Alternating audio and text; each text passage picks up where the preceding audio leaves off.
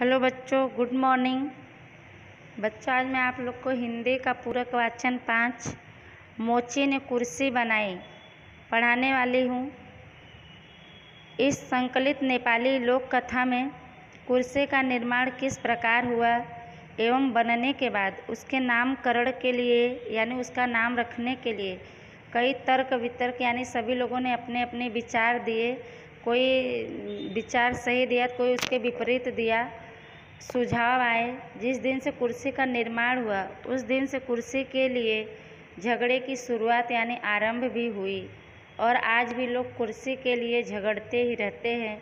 इस बात को व्यंग्य यानी कटाक्ष के माध्यम से जरिए से समझाया गया है। यहाँ पे बताया गया है कि मोची ने कुर्सी बनाई। यह एक नेपाली लोक कथा है। इसका निर्माण कैसे हुआ, इसको बनाने के बाद इसका नाम रखने के लिए लोग अपने अपने विचार दिए, विमर्श दिए, सुझाव दिए। जिस दिन से इस कुर्सी का निर्माण हुआ उसी दिन से कुर्सी के लिए लड़ाई झगड़े की शुरुआत हो गई और आज भी लोग कुर्सी के लिए लड़ते झगड़ते रहते हैं। इस बात को व्यंग्यात्मक ढंग से व्यंग के माध्यम से समझाया गया है। चलिए इस कहानी को हम लोग पढ़ते हैं और जानते हैं क्या लिखा गया है। इसमें हम पढ़ेंगे। एक समय में नेपाल के पहाड़ी राज्य पर एक उदार यानी बड़े दिल वाला, बड़े हृदय वाला और दयालु यानी दया करने वाला राजा शासन अर्थात राज्य करता था। वह राज्य की महत्वपूर्ण समस्याओं पर राज्य के खास यानी विशेष लोगों के साथ विचार विमर्श यानी राय सलाह करता था। इस आदत के कारण वह बहुत लोकप्रिय यानी जो जनता को प्रिय हो वो लोगों में प्रिय और सफल माना जाता था। एक दिन सवेरे सभा में उसका ध्यान इस बात की ओर गया कि खुद यानी स्वयं उसके सिवा और कोई किसी के पास बैठने का अच्छा आसन नहीं है। राजा दयालु था इसलिए उसको चिंता हो गई। उसने तय किया यानी निश्चित किया कि वह सभा में भाग लेने वाले हर एक आदमी के बैठने के लिए आरामदेह यानी आराम देने वाला आसन बनवाएगा। इस कहानी में बताया गया है कि एक समय में नेपाल के पहाड़ी राज्य पर एक उदार यानी बड़े दिल वाला और दयालु राजा राज्य करता था। वह राज्य की महत्वपूर्ण खास समस्याओं पर राज्य के विशेष खास लोगों के साथ राय सलाह यानी विचार विमर्श करता था। अपनी इस आदत के कारण वह बहुत लोकप्रिय और सफल माना जाता था। एक दिन सवेरे सभा में उसका ध्यान इस बात की ओर गया कि खुद उसके सिवा और किसी के पास बैठने का अच्छा आसन यानी कोई चटाई या कुर्सी नहीं है। राजा दयालु था, दया करने वाला था, इसलिए उसको चिंता हो गई। तब उसने यह निश्चित किया कि वह सभा में भाग लेने वाले हर एक आदमी के लिए बैठने के लिए आरामदेह यानी आराम देने वाला आसन बनवाएगा। आगे पढ़ते हैं। राज्य के सभी बढ़ई लग गए इस काम में। बढ़ई मतलब जो फर्नीचर का काम करते हैं उन्हें बढ़ई कहते हैं। कई नमूने बनाए गए, स्टूल, बेंच, कोच वगैरह, लेकिन राजा को कोई भी नमूना पसंद नहीं आया। नमूना का मतलब होता है खाका। जब सारे बढ़ई हार गए तो एक मोची ने इनाम जीतने का निश्चय किया। मोची किसको कहते हैं? जो जूता सिलता है उसको कहते हैं। वह अपने कारखाने में बैठा कोई बढ़िया नमूना अर्थात खाका सोच रहा था और अचानक उसको सूझ गया यानी दिख गया। उसने अनुभव किया अर्थात महसूस किया कि वह जिस ढंग से बैठा है वह बहुत आरामदेह है। इतना आरामदेह कि उसको पता ही नहीं चला कि कितनी देर से वह उसी तरह बैठा सोच रहा है। उसने सोचा ऐसा आसन क्यों न बनाया जाए जिस पर आदमी ढंग से यानी अच्छी तरीके से बैठ सके। यहाँ पे कह रहे हैं कि सभी के लिए आरामदेह आसन बनवाने के लिए राजा सोचकर उन्होंने राज्य के बढ़इयों को ये आदेश दिया कि वे अच्छे नमूने, अच्छे खाका अर्थात इंग्लिश में बोलते हैं मॉडल बनाकर पेश करें। उसने काफ़ी बड़े पुरस्कार देने का ऐलान किया। राज्य के सभी बढ़ई लग गए इस काम में। कई नमूने बनाए गए, स्टूल, बेंच, कोच आदि बनाए गए खाके, लेकिन राजा को कोई भी नमूना खाका पसंद नहीं आया। जब सारे बढ़ई हार गए तो एक मोची ने इस इनाम को पुरस्कार को जीतने का निश्चय किया। वह अपने कारखाने में बैठा कोई बढ़िया नमूना सोच रहा था और अचानक यानी एकाएक उसको यह सूझ गया, दिख गया। उसने यह महसूस किया कि वह जिस तरह से, जिस ढंग से बैठा है वह बहुत आरामदेह है, यानी आराम देने के लायक है। इतना आरामदेह है कि उसको पता भी नहीं चला कि कितनी देर से वह उसी तरह बैठा बैठा सोच रहा है। उसने सोचा ऐसा आसन क्यों न बनाया जाए जिस पर आदमी अच्छे ढंग से, अच्छे तरीके से बैठ सके। आगे वह नमूना बना चुका तो उसे आजमाने के लिए उस पर बैठा। आजमाने का मतलब होता है जांचना, परखना। उसने उसमें एक पीठ और 2 बाजू जोड़ दिए। अब वह सचमुच आरामदेह था। उसका चेहरा खुशी से और गर्व से दमक उठा, अर्थात चमक उठा। उसको पूरा विश्वास था कि ऐसा नमूना और किसी ने न बनाया होगा। आगे इसमें बताया गया कि वह नमूना बना चुका था। उसे आजमाने के लिए, जांचने परखने के लिए वह स्वयं मोची उस पर बैठा। उसने उसमें एक पीठ यानी पीछे का भाग और 2 बाजू यानी बगल बगल जो का भाग जोड़ दिया। अब वह सचमुच आरामदेह था, यानी आराम के योग्य था।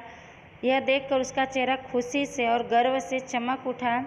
उसको पूरा यकीन था कि ऐसा नमूना, ऐसा खाका और किसी ने न बनाया होगा। आगे पढ़ते हैं। एक मोची ने तमाम यानी सभी बढ़इयों को उन्हीं की हुनर यानी कला में हराया। यह खबर सचमुच सनसनी अर्थात खलबली फैलाने वाली होगी। उसने वह नमूना अपने पड़ोसियों को दिखाया। उन्होंने पसंद किया। अब वह राजा को अपना बनाया नमूना यानी खाका दिखाने के लिए बेचैन था, यानी व्याकुल था। आगे इसमें बताया गया है कि जब मोची ने नमूना तैयार कर लिया तो उसको देखकर वह बहुत प्रसन्न हुआ। खुशी से उसका चेहरा चमक उठा। ऐसा नमूना किसी ने नहीं बनाया होगा, यह वह सोचने लगा। एक मोची ने सभी बढ़इयों को उन्हीं के कला यानी हुनर में हराया। यह खबर सचमुच खलबली फैलाने वाली होगी। वह मोची सोचने लगता है। उसने वह नमूना अपने पड़ोसियों को दिखाया।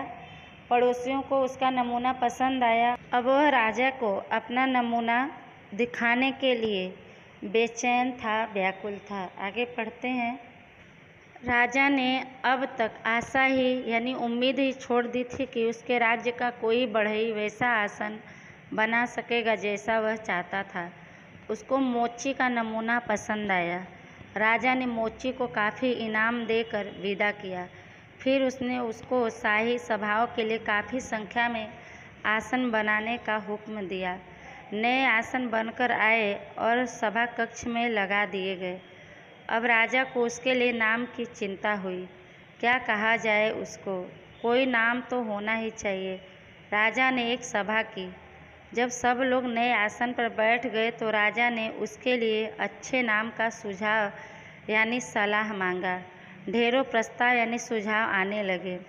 हर एक कहता मेरा सुझाव, मेरा सलाह ज़्यादा अच्छा है। हर एक आदमी यही चाहता था कि राजा उसका सुझाव स्वीकार यानी मंजूर करे और वह उसका कृपा पात्र बन जाए, यानी दया के पात्र बने। राजा उससे प्रसन्न हो जाए। बहस होने लगी। लोगों के मिजाज यानी दिमाग गर्म होने लगे। सबको गुस्सा आने लगा। एक दूसरे को भला बुरा कहने लगे। सब लोग यह भूल गए कि राजा वहीं बैठा है।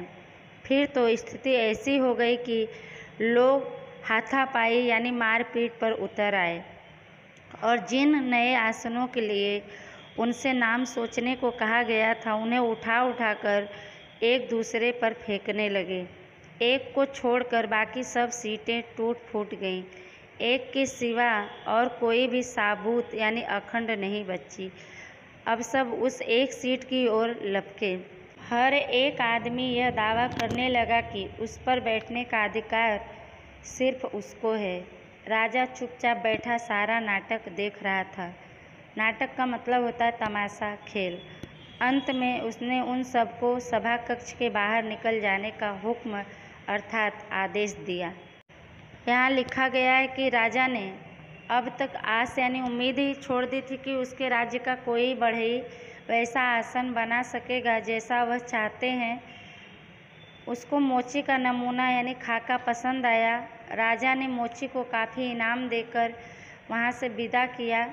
फिर उसने उसको शाही सभाओं के लिए काफ़ी संख्या में यानी मात्रा में आसन बनाने का आदेश दिया। नए आसन बनकर आए और सभा कक्ष में लगा दिए गए। अब राजा को उसके लिए नाम सोचने की चिंता हुई कि कुर्सी का आसन का नाम क्या रखा जाए, क्या कहा जाए उसको।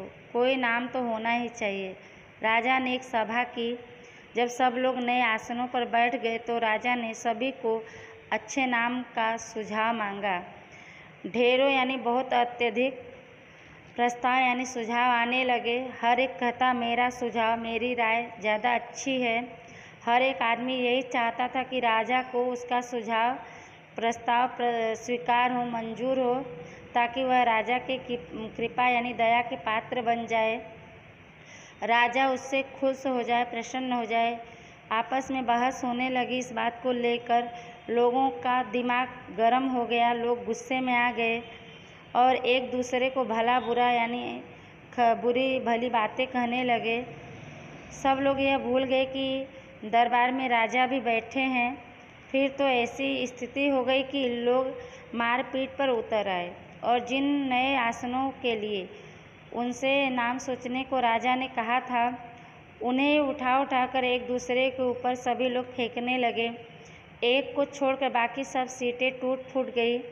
एक के अलावा और कोई भी अखंड यानी सही सलामत साबुत नहीं बची आसन।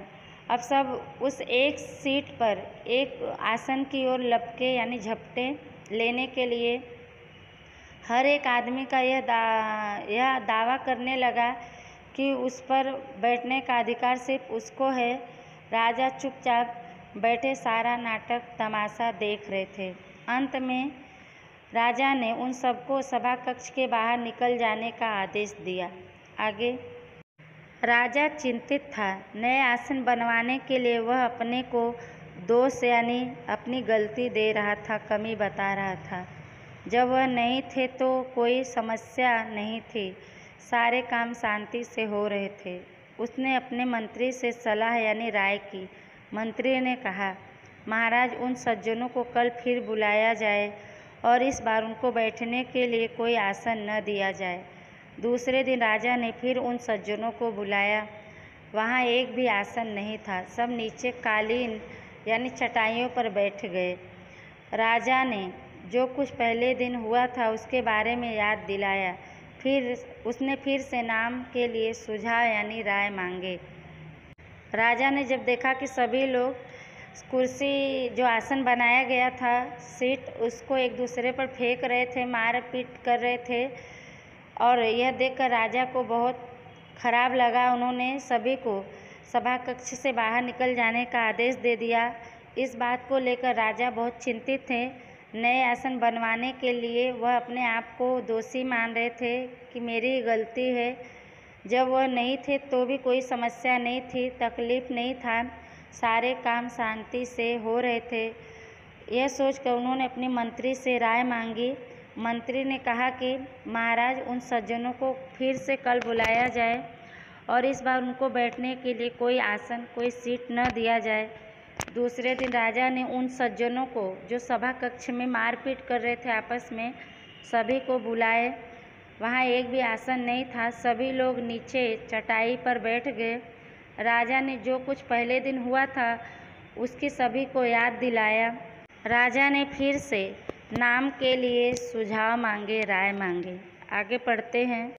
लोगों ने सिर झुकाकर कहा विनय से, जो भी नाम महाराज देंगे वह हमें मंजूर होगा, स्वीकार होगा। राजा ने मुस्कुराकर कहा, धन्यवाद।